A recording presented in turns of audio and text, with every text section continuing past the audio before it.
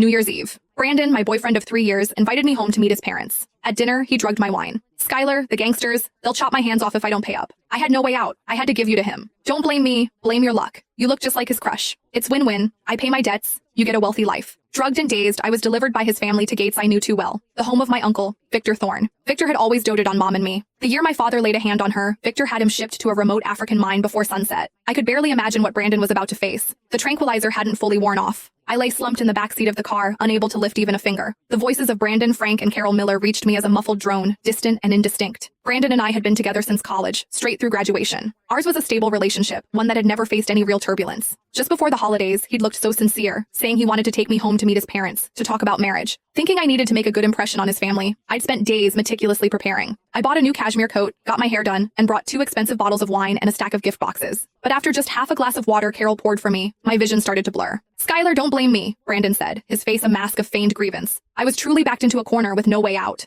$5 million. How was I supposed to pay that back? They'll really chop off my hands. I wanted to curse him, but my tongue wouldn't obey. Only choked, incoherent sounds escaped my throat. Don't feel so wronged either. He continued to ramble. Mr. Thorne's place isn't some bad situation. He just likes your type. You'll live a life of luxury with him. Isn't that better than being with me? I'm doing this for both of our sakes. A win-win. Get it? Win-win? You win my ass. The car sped through the darkness, the scenery outside the window a blur. I struggled to focus my eyes, trying to make out our direction, until the car slowly decelerated, finally pulling up to a massive, intricately carved iron gate. This place, this gate, this estate. My heart leaped. My hazy mind felt like it had been doused with ice water, clearing slightly in an instant. No way. It couldn't be. Brandon and his mom dragged me out of the car, one on each side, practically pulling me across the front lawn of the estate. My cashmere coat was disheveled and torn, my heels were long gone. 2 straight-backed men stood by the door, watching us approach with expressionless faces. Gentlemen, please inform Mr. Thorne. We truly couldn't raise the money, so we came up with a new way to settle the debt. Frank Miller bent at the waist, fawning over the men in black suits at the door. We've brought Mr. Thorne a New Year's gift. He's definitely going to like it. One of the men shined a flashlight beam across my face. The light stung my eyes, making me squint. Her? His voice was flat. Yes, exactly. My son's girlfriend, Carol quickly chimed in, forcefully pulling my face straight. See? Doesn't she look exactly like the woman Mr. Thorne commemorates every year? We specifically found out about that. And she's a dancer. Very graceful. She'll be attentive to his needs. My stomach lurched. The man was silent for a few seconds, then gestured to a subordinate nearby. Go inform him. He turned back to us. Whether it works out or not, I can't say. Just come inside and wait. Thank you, sir. Thank you. Brandon nodded profusely, bowing repeatedly, as he dragged me towards the main house. By the time I was pulled into the parlor on the first floor, my legs had given out. I collapsed onto the cold floor.